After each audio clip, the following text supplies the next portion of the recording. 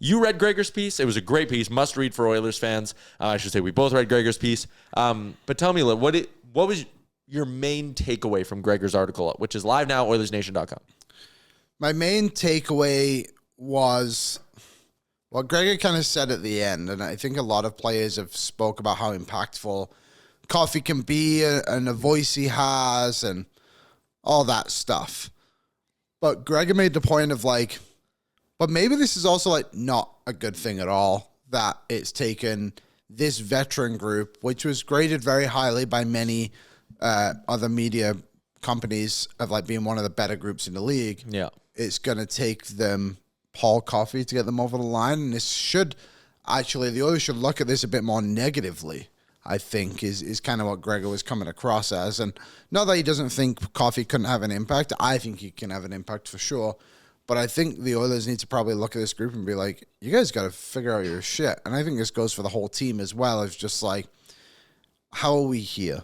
I think is the main overarching question I have for the group. Yeah, that's fair. So there's a couple of lines, and similar to you, like it was the points at the end, and it's the part of the article titled "Coffey Returning and What It Means for the Future." And Gregor says, like, the optics aren't great, but that kind of means nothing if they go and turn around the results. He says, quote, "It's easy to blame Knobloch and Stewart and find fault in their decision-making, player development, or their choices of systems. They aren't immune to criticism, but the players shouldn't be either. If the players will only play smart, committed, consistent hockey for Coffey, then the organization has bigger issues." And that's kind of something, I'm happy Gregor said it, because that goes back to, you and I did the rant that went a little viral of like, this team shouldn't need babysitters. We aren't the San Jose Sharks with a bunch of 19, 20-year-old kids wide-eyed going, oh, I don't know what the NHL's like. Halfway through a lot of these guys' careers, at least halfway through a lot of these guys' careers. The fact that, like, it just irks me that people maybe think it's like some sort of, oh, they just scored, some sort of magic elixir, right? Where it's like, oh, once Paul's back, Jake Wallman's going to play better, and Nurse is going to play better, and Regula is going to take a step forward. Like, you can spin this the other way. Ty Emerson's played way better this year than he did last year. Yep, totally. Right? Like, maybe there's something to that. I don't know. I just think the people who think it's a magical fix are they're wrong. Like, it could help. It needs to be in combination with a whole bunch of other things. The other thing that Gregor brought up was his return raises questions. Did the owner make the call? Do they believe in their coaching staff? Is there internal dysfunction brewing? Do the players believe in the staff? Did Knobloch realize they missed Coffey's presence and viewpoints? He says it might be a combination of all of the above. Yikes. All right. Well, let's pick it apart a little bit more here. Okay. I just want until GJ gets here. Where is that in his article? It's kind of near the bottom, right? Yeah. Where do you think the disconnect is? Well, I'm saying if this is Knobloch himself going, I want Paul back, I didn't realize how much we'd miss him. Yeah. And maybe, like we said yesterday, there's a bit of Paul Coffey being like, I didn't want to coach the whole year. We can talk later. Because, sorry, just to add on to that, there is a part in Gregor's article where he says Chris Knobloch and Coffey do talk a lot still. Yeah. Like, this isn't a relationship that just ended instantly and is now being restored. Like, it's been there continuously. Yep. So, like, if that was the decision making, then I'm fine with it. If this was management who told Chris Knobloch, Paul's coming back to the bench, major red flag, because it shows disconnect between Bowman and Knobloch. Yes. If it's ownership doing it, major problem, because you have a meddling owner. Yeah, it is. And there's involved and there's meddling. Meddling is walking into the room as the owner and saying, fist on the table, Paul Coffey's on the bench because he's my guy. Mm-hmm. Involved would be sitting down with them and saying, why isn't Paul Coffey on the bench? There you go.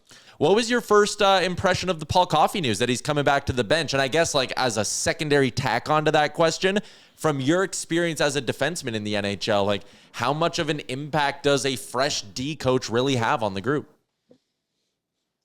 It's huge. I think it's huge, honestly. I mean, I heard what Liam said right before I came on there. There's no player that's going to be like, I don't want Paul Coffey back there, right? I mean, the guy's a legend. I think he's instilled a lot of confidence in guys like Evan Bouchard and, kind of giving him the confidence to make some of the plays he makes. So I'm sure, especially a guy like Bouch is real happy about it. Do you think it could have an impact on guys like Warman and Nurse too. I think Warman's thing is more of like a conditioning idea. Like Injury, I think he struggled to get back up to pace, but I think it's fair to say that second pairing of him and Nurse has been quite underwhelming since the Christmas break. Yeah, I'd say underwhelming's pretty nice way to put it. It's been a real tough pair to watch. I mean, the tough part's you got 16 million and change locked up in these guys, right? So you're committed to them. Unless you're ready to move one, we got to find a way to make it work. So yeah, I think that's a great point. Hopefully Paul can come in and maybe he just sees something that the rest of the staff doesn't see. It could be something little, and it could make a big difference.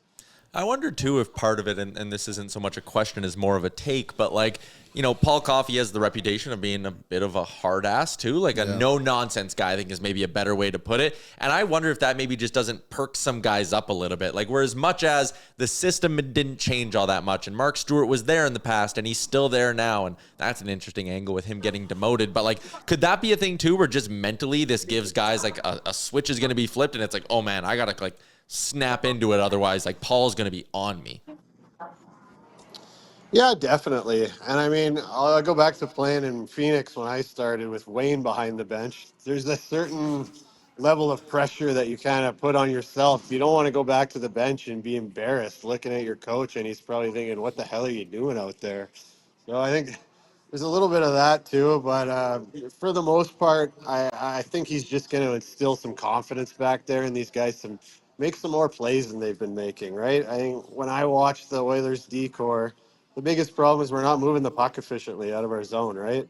You got the puck on your stick, eyes up, toes up for 1, 2, 3 seconds, and we're still not making an efficient play. I mean, that was Paul's bread and butter, so you got to think that's got to get a little bit better. I was just going to say, like, the one side of it too, and Paul Coffey and Mark Stewart obviously were very different hockey players. Yeah. And the Oilers want to be this team that transitions so quickly and gets pucks to McDavid and Draisaitl. Like, Paul Coffey, I don't care how long he is removed from the game, like, he will still see what's happening on the ice, and he can point and be like, hey, Nurse, this guy's dropping a little bit lower. Like, you can hit that gap a little bit more and find guys, right? Yeah. That's how it probably goes. Right. I think that's a great point, right? I mean, Mark Stewart was just a nails defenseman. Hard, he was in your thing. That's good to have too. But like you said, like there's a little bit of that finesse part of the game, like seeing holes, jumping into seams, that kind of stuff. I think that Koff will be great with like the video and stuff like that on off days, just showing guys little tweaks and little things that they're maybe missing. What's up, Nation citizens? If you enjoyed today's episode of Oilers Nation Every Day, make sure you hit the subscribe button here on our YouTube to not miss any of our content. We got you covered, from interviews, insight, analysis, everything you need to stay up to date on everything around the team. Hit that subscribe button so you don't miss a video.